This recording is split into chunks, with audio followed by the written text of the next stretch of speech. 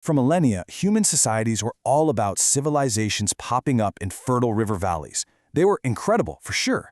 But then something totally new happened. Something bigger, more powerful, the empire. So how do we get from one to the other? Let's dive in and meet the ancient superpowers who literally wrote the playbook on how to rule the world. So you might be wondering, what's the big deal? Aren't they kind of the same thing? I mean, they both have governments, cities, all that good stuff. But there's one key difference that changes the entire game.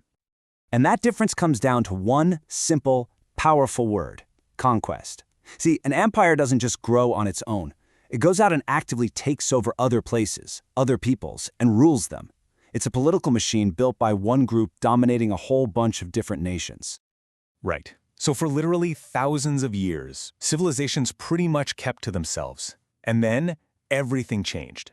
A few incredibly ambitious societies started expanding like never before. We're going to look at the three big ones that pioneered this whole empire thing: Persia, India, and China.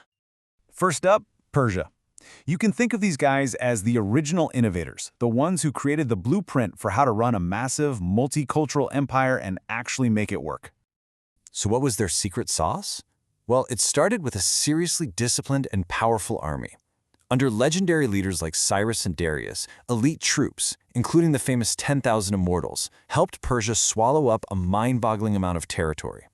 We're talking the largest empire the world had ever seen at that point. And that's the real million-dollar question, isn't it? I mean, conquering all that land is one thing, but actually governing it? That's a whole other beast. How do you stop dozens of different cultures from just rising up and rebelling? Well, the Persians figured it out. They developed a playbook. Their first strategy is pretty wild because it feels so modern. Tolerance. Yeah, instead of forcing everyone to adopt their culture, the Persians just let people keep their own languages and religions. It was a genius move, really. Made people way less likely to revolt. And to manage this huge area, they set up local governors, called satraps, who were basically the king's eyes and ears on the ground. Next up, they connected the whole thing. The Persians built this incredible network of roads. You gotta understand, this was revolutionary at the time. It was like the ancient world's first interstate highway system. It meant messengers, armies, and traders could move super fast, which unified the territory and made it way easier to manage. And finally, they totally streamlined the economy. By creating standardized metal coins, they made trade super easy and predictable, no matter where you were in the empire. This wasn't just about making it easier to buy stuff. It was about creating a single, powerful economic engine for the entire state. Okay, so now let's jump over to India. Here we find an empire that took a lot of notes from the Persian playbook, but then added a really powerful new ingredient to the mix: a conscience.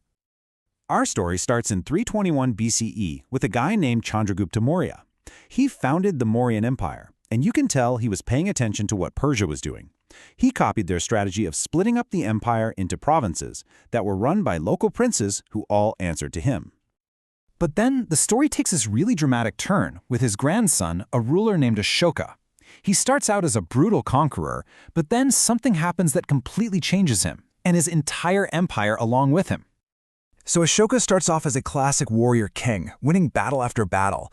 But after one particularly horrifying fight, he's just so disgusted by the bloodshed that he converts to Buddhism.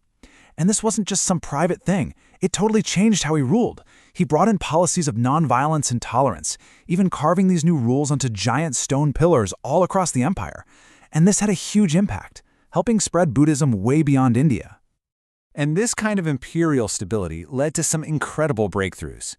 Later on, the Gupta Empire kicked off what's known as a golden age. Get this. While Europe was heading into a decline, astronomers in India figured out that the Earth is round, and their mathematicians gave the world things we still use every day: the concept of zero, pi, and the decimal system. It just goes to show you, these huge empires could be amazing engines for progress. All right, our final stop is China.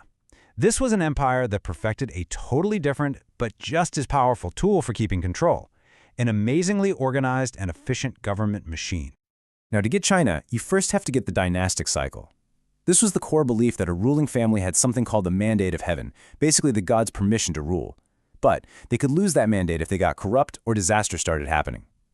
This whole cycle of a new dynasty rising, getting old and weak, and then getting overthrown, gave a kind of order to the chaos of changing power for centuries.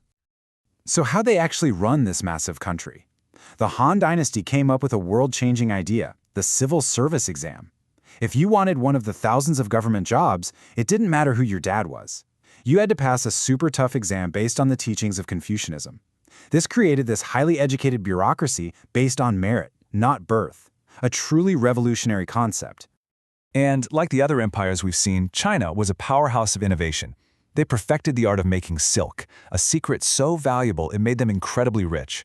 Oh, and they also invented paper. Just think about that.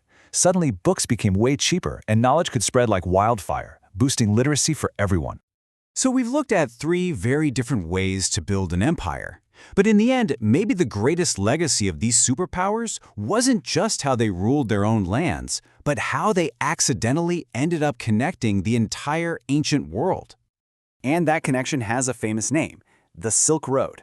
It all started because people across the world were desperate for Chinese luxury goods, especially that amazing silk. This demand sparked the creation of this massive web of trade routes that stretched for thousands of miles, linking China to India, Persia, and eventually all the way to Europe. So let's recap the imperial playbook these superpowers created. From Persia, we got the blueprint, tolerance and infrastructure.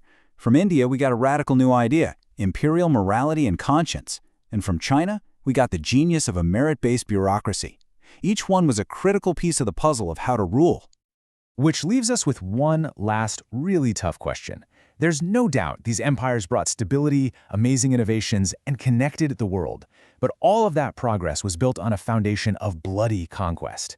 So, was it worth it? Is that the price of progress? That's a question historians are still grappling with today.